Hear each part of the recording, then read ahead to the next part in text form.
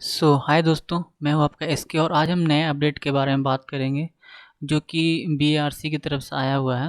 ये जब आपका एडमिट कार्ड आया था उसी समय जो कि एक दोस्त ने मेरे को इन्फॉर्म किया कि ठीक है कि अटेस्टेड फॉर्म के लिए कि मतलब फ़ोटो है, जैसे कि बीआरसी का जो आपका कॉल लेटर है, तो उसमें जो फ़ोटो लगाया जाएगा तो उसमें गैजेटेड ऑफिसर के द्वारा क्या अटेस्टेड करवाना पड़ेगा या नहीं करवाना पड़ेगा। मैं इसी संबंध में बात करूंगा जो कि 19 तारीख को एग्ज़ाम है, तो बहुत ज़्यादा ज़रूरी है। ठीक है, तो हम लोग देखते हैं कि इसके एडमिट कार्ड में क्या लिखा हुआ। तो पहले तो नोट्स में पढ़ते हैं। लिखा हुआ है कि admit card can call letter has to produce at the time of written test, written examination and interview. कहने का मतलब है कि आपका जो कॉल लेटर है ये रिटन एग्जामिनेशन और इंटरव्यू दोनों को सामने ये ज़रूरी पड़ेगा। ठीक है, और रिटन टेस्ट में जो शॉर्ट लिस्ट हुए वही सिर्फ और सिर्फ इंटरव्यू में एलिजिबल होंगे, और इसका जो डेट है और टाइम है इंटरव्यू के लिए और कहाँ पर ही होगा ये अलग अलग डिसाइड होगा। क्योंकि पिछली बार क्या हुआ था कि बीआरसी का जो टाउनशिप था उसी में आपका एग्ज़ाम हुआ था और उसके दूसरा दिन आपका इंटरव्यू हुआ था, पर इस बार ऐसा नहीं होगा। पर दूसरी बार आपका इंटरव्यू के लिए बुलाया जाएगा। ठीक है, तो हम लोग देखते हैं जैसे कि लिखा हुआ ये स्टेप एनी ट्रेनिंग कैटेगरी 1 या केमिकल, इलेक्ट्रिकल, मैकेनिकल सारे ब्रांच के लिए है जो लोग भी भरे हैं। तो इसका जो पॉइंट नंबर 2 है जो बहुत ज़्यादा इंपॉर्टेंट है, जैसे लिखा हुआ for appearing the written examination you are requested to bring admit card with photo affixed on it duly attested by gazetted officer.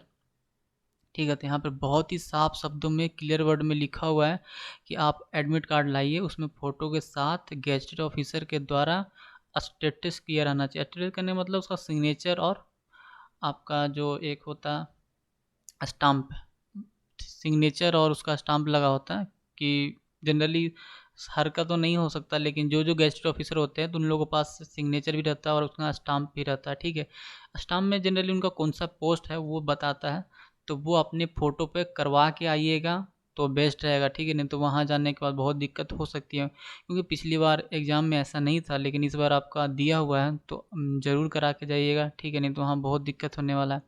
ठीक है, और है कि आप दूसरा है कि एप्लीकेशन फॉर्म जो आपको प्रिंट किया गया था, सबमिट किया गया था एप्लीकेशन के समय, वो भी आपको चाहिए। जो एप्लीकेशन सबमिट किए थे उसका प्रिंट आउट चाहिए। ठीक है, हॉल के एग्जामिनेशन ये दो अगर अलाउ नहीं, जिसके पास नहीं होगा, entry to the examination hall will not be allowed without this two documents.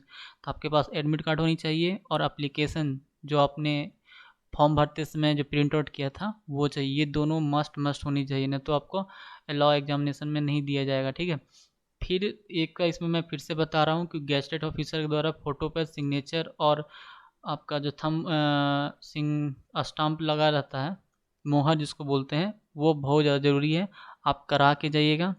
और उसके आगे पढ़ते हैं, जैसे एक और लिखा है, जैसे कभी कभी क्या होता है कि जो लोग एप्लीकेशन फॉर्म भरे हैं तो उनमें फ़ोटो नहीं गया है, तो वो कैंडिडेट दिक्कत करने, उन्हें चिंता करने की कोई ज़रूरत नहीं है। वो क्या कर सकते हैं कि आप उन पे फ़ोटो अप्लाई कर दीजिए, मतलब फ़ोटो साट दीजिए।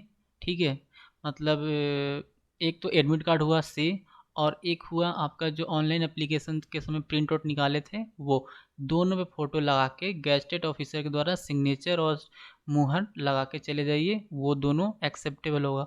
आईडी प्रूफ में बात करें तो आधार कार्ड, पैन कार्ड और इलेक्शन कार्ड या ड्राइविंग लाइसेंस सब चलेगा। ठीक है, तो जो एप्लीकेशन नंबर है तो वो आपको हमेशा फ्यूचर में रखना है, ये बता रहे हैं।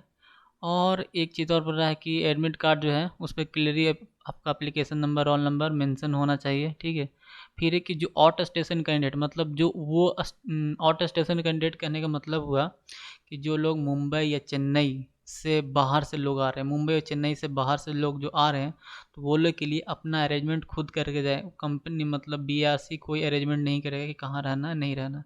ठीक है, और एग्जामिनेशन हॉल को ठीक पहले आपको रिपोर्ट करना है। ठीक है, ये अगर एग्जामिनेशन होने के बाद आपको रिपोर्ट कीजिएगा तो नहीं दिया जाएगा। ठीक है, और यहाँ पर करेक्ट इनकरेक्ट की बात करें तो अगर आप एक क्वेश्चन सही करते तो 3 मार्क्स मिलेगा, और एक क्वेश्चन गलत करते तो सही मार्क्स में 1 मार्क्स डिडक्ट कर लिया जाएगा। तो एक बात यहाँ भी लिखा हुआ है कि इंग्लिश वर्जन ही जो है सबसे करेक्ट माना जाएगा, क्योंकि वो हिंदी में ट्रांसलेट किया हुआ रहता है इसी की वजह से। ओके, तो इसलिए इसमें बिल्कुल गलत मत कीजिएगा, ठीक है? बहुत ही सावधानी से बरतिएगा क्योंकि इस बार कंपटीशन बिल्कुल ही पहले जैसा नहीं है, अब दिन पे दिन हार्ड होते रहा तब, इसलिए अच्छा से कीजिएगा। फिर आगे क्या-क्या मतलब आपको लाना है साथ में, जैसे एडमिट कार्ड का कॉल लेटर तो लाना ही है, ठीक है? क्लियर होना चाहिए A4 साइज़ पेपर में, ठीक है? उसमें साथ ऑनलाइन एप्लीकेशन फॉर्म होना चाहिए। फिर एक बॉल पेन होना चाहिए आपके पास, एक हैंड सैनिटाइज़र होना चाहिए, एक वाटर बोतल होना चाहिए, फेस मास्क और हैंड ग्लव्स। हैंड ग्लव्स की ज़रूरत नहीं है, वहाँ पर ले जाइएगा तो वो नहीं ले जाने दिया जाएगा, ठीक है? तो ये सब ज़रूरी है। कहने का मतलब कोई बोलेगा मैं, ऐसा नहीं है कि जो सैनिटाइज़र नहीं ले जाएगा, ये नहीं ले जाए तो लोग जाने जाने देंगे, बिल्कुल जाने देंगे, ठीक है? बिना मास्क के तो जाने नहीं देंगे। सैनिटाइज़र तो वहाँ रखा होगा, लेकिन ये लोग अपने पास ही रखिएगा तो ज़्यादा बेहतरीन होगा, ठीक है?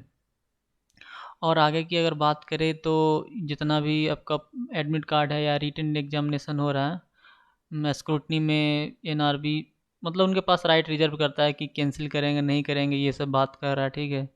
मोबाइल फ़ोन ब्लूटूथ ये सब आपके पास नहीं होना चाहिए, ठीक है? और ये फुल्ली ओएमआर बेस्ड होगा, ठीक है?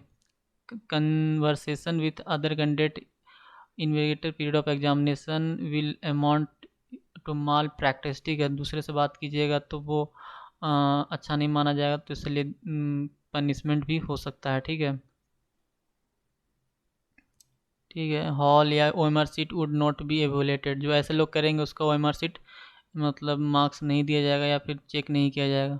हाँ, खासकर एक SC/ST कैंडिडेट है वो लोग के लिए है कि अगर बाहर स्टेट से आ रहे हैं या कहीं भी से आ रहे हैं तो वो लोग को आने का पैसे मिलते हैं, टीए जिसको बोलते हैं ट्रैवलिंग अलाउंस, वो मिल सकते हैं, तो वो लोग अपना फॉर्म भर के लाइएगा, ठीक है? वो ज़रूरी है। हाँ, जो लोग ये तो जनरली एग्जामिनेशन के समय वो एनओसी की ज़रूरत नहीं होता है, ठीक है? और एक है सेल्फ डिक्लेरेशन, ये ज़रूर भर के लाइएगा।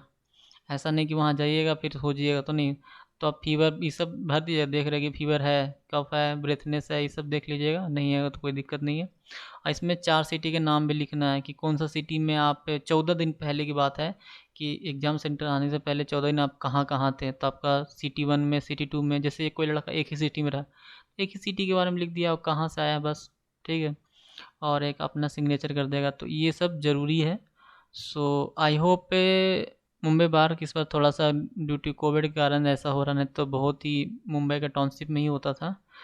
सो ओके, फिर मिलते हैं हम लोग नेक्स्ट वीडियो। ये अपडेट आया था तो हमें लगा कि आपको बहुत ज़्यादा ज़रूरी है क्योंकि बहुत लोग ऐसा नहीं करा के जाएंगे तो दिक्कत हो सकता है। फिर मिलते हैं नेक्स्ट वीडियो।